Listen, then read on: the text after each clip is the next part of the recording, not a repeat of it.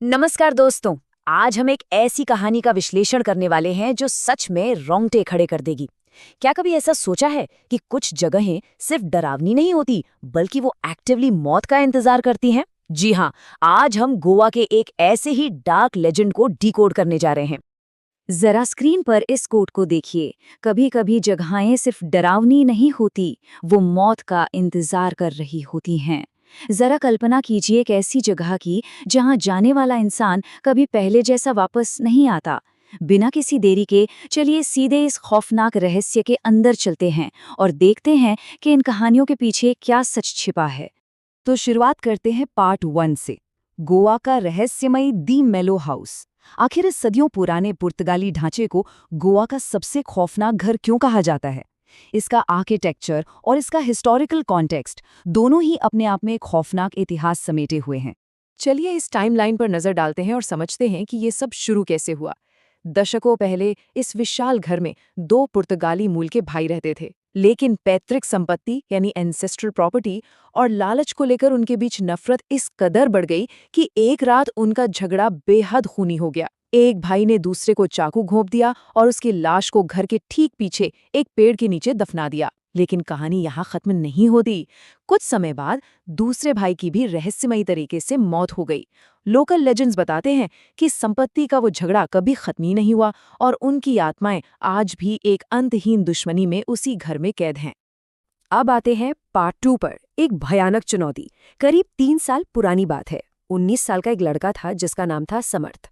वो दोस्तों के साथ गोवा ट्रिप पर गया हुआ था और फिर एक ऐसा चैलेंज सामने आया जिसने सब कुछ हमेशा के लिए बदल कर रख दिया। यहाँ इन तस्वीरों के विरोधाभास को देखिए। एक तरफ है बिल्कुल सुरक्षित बीच बॉनफायर, जहाँ गर्माहट है, दोस्त हैं और मजे से हॉरर स्टोरीज शेयर की जा रही है। और दूसरी तरफ दी मेलो हाउस का वो डरावना डेर, बिल्कुल आइसोलेशन, एक बेहद ठंडी और सुनसान जर्नी, और वो भी रात के घने अंधेरे में अकेले जाकर उस घर की फोटो खींचने का चैलेंज। समर्थ ने इसे सिर्फ एक मजाक समझा और एक्सेप्ट कर लिया। और यहीं से शुरू होता है पार्ट 3, उस डरावने पुर्तगाली ढांचे का सफर। समर्थ अपनी स्कूटी लेकर अकेला उस घर के रास्ते पर निकल तो पड़ा, पर जैसे जैसे वो करीब पहुंच रहा था, हवा अचानक बेहद ठंडी हो गई। जंगल में एक अजीब सी खामोशी छा गई, मानो अंधेरे में से कोई छुपकर उसे घूर रहा हो।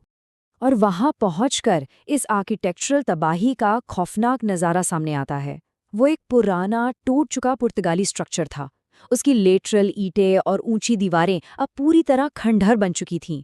घर के ठीक ऊपर एक विशाल पेड़ झुका हुआ था, और पता है, उस पेड़ के तने पर गहरे खरोचों के निशान थे, जैसे किसी ने नाखूनों से उसे बेतहाशा नोचा हो। और सबसे डरावनी बात, उस पेड़ की जड़ें उन पुरानी ईंट की दीवारों को बुरी तरह चीरते हुए घर के अंदर घुस चुकी थीं।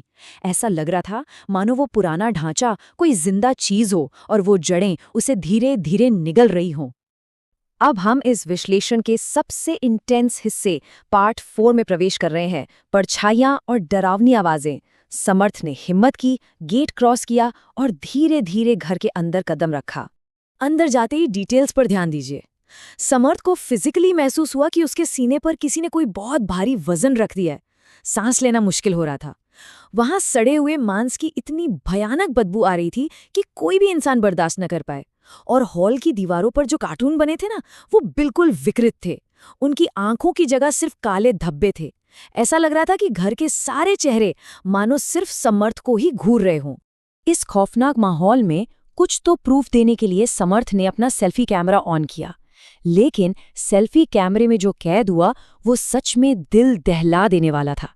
कैमरे में उसके ठीक पीछे 2 भयानक परछाइयां खड़ी थीं। उसने तुरंत मुड़कर देखा तो वहां कोई नहीं था, सिर्फ एक लंबा अंधेरा कॉरिडोर था।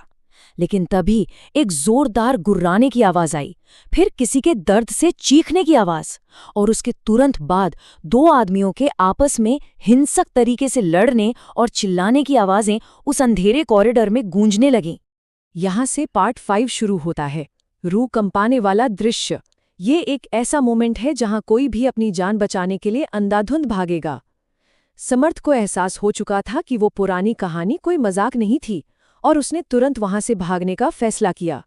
अब इस सीक्वेंस में देखिए कि पैनिक कैसी बिल्ड होता है। स्टेप 1, उसका फुल चार्ज मोबाइल फोन अचानक डेड हो जाता है। स्टेप 2, भागते हुए जैसे ही वो एग्जिट पर उस बड़े पेड़ के पास पहुंचता है, उसके कदम वहीं जम जाते हैं। उसे लगता है जैसे जमीन के अंदर से पेड़ की जड़ों ने उसके पैरों को जकड़ लिया है। और स्टेप 3, जब वो नीचे देखता है तो मिट्टी में आधा दबा हुआ एक सड़ा गला शरीर दिखाई देता है। और यहाँ जो हुआ वो किसी साइकोलॉजिकल झटके से कम नहीं था। वो शरीर कोई आम लाश नहीं थी। उस सड़ी हुई लाश का चेहरा पूरी तरह गल चुका था, लेकिन वो किसी और का नहीं बल्कि खुद समर्थ का चेहरा था। ये एक ऐसा भयानक सच था जिसे समर्थ का दिमाग प्रोसेस ही नहीं कर पा रहा था। उसकी सांसें अटक गईं, लेकिन उसकी आंखें उसी लाश पर टिकी रह गईं। और फिर होता है ये फाइनल कन्फ्रंटेशन। पीछे से फिर उसी गुर्राने की आवाज ने सन्नाटा चीरा। इस बार वो दोनों आदमी वहां साक्षात मौजूद थे। उनके शरीर सड़ चुके थे, उन पर चाकू के गहरे घाव थे। अचानक उन दोनों की गर्दन 180 डिग्री पीछे की तरफ उल्टी घूम गई और उनकी लाल चमकती हुई आंखें सीधे समर्थ को घूरने लगी। उसी वक्त जमीन में धसी हुई वो लाश भी उठी और उसने समर्थ का पैर पकड़कर उसे नीचे मिट्टी में खींचना शुरू कर दिया, जब तक कि ऑक्सीजन की कमी से उसकी आंखों के सामने पूरी तरह अंधेरा नहीं छा गया।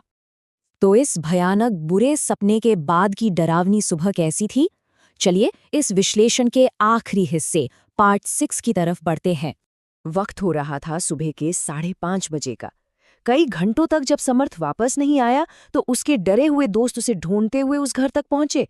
सूरज निकल आया था। उन्होंने देखा कि समर्थ घर के ठीक बाहर मिट्टी में सना हुआ पूरी तरह से बेहोश पड़ा था। होश में आने पर उसने पूरी घटना बताई, लेकिन जाहिर है दोस्तों ने इस पूरी बात को सिर्फ एक वहम या हेलुसिनेशन मानकर खारिज कर दिया। उन्हें लगा उसने डर के मारे कुछ इमेजिन कर लिया है।